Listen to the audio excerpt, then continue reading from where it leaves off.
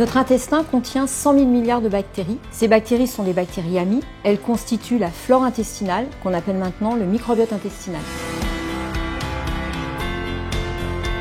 On sait aujourd'hui qu'il existe un lien entre la bonne santé du microbiote intestinal et notre propre bonne santé. Le microbiote intestinal, il se nourrit à partir de notre alimentation.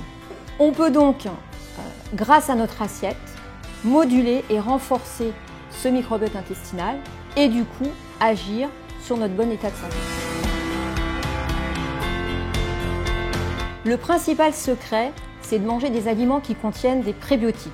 Vous allez me dire, c'est quoi les prébiotiques? Les prébiotiques, c'est le sandwich des bactéries. Ce sont des ingrédients qui vont permettre aux bactéries de se nourrir et de se multiplier. On les trouve principalement dans les aliments qui contiennent des fibres. Donc attention, ces aliments ne conviendront pas en première intention aux patients qui ont un intestin irritable. Donc il faudra commencer par traiter l'intestin irritable avant de commencer à manger progressivement des prébiotiques. Donc il y a 5 classes d'aliments favoris pour le microbiote. Les fructanes, ils sont issus de l'inuline et on les trouve dans les asperges, les poireaux, les endives, les artichauts, les oignons, l'ail, les pissenlits, la chicorée, les bananes.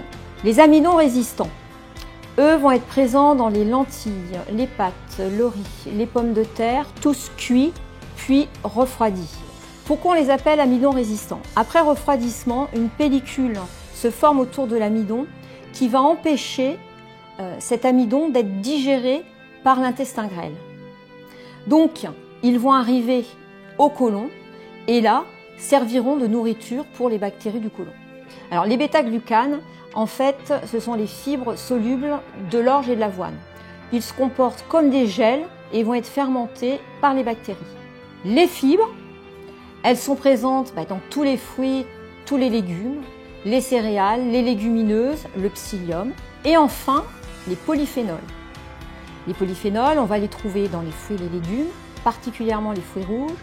On va les trouver dans les épices, le curcuma, la cannelle. On va les trouver dans les boissons, le thé vert, le café, le vin rouge avec le resveratrol.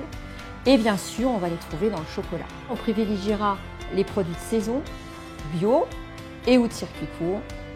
Maintenant, à vous de jouer, très bon appétit!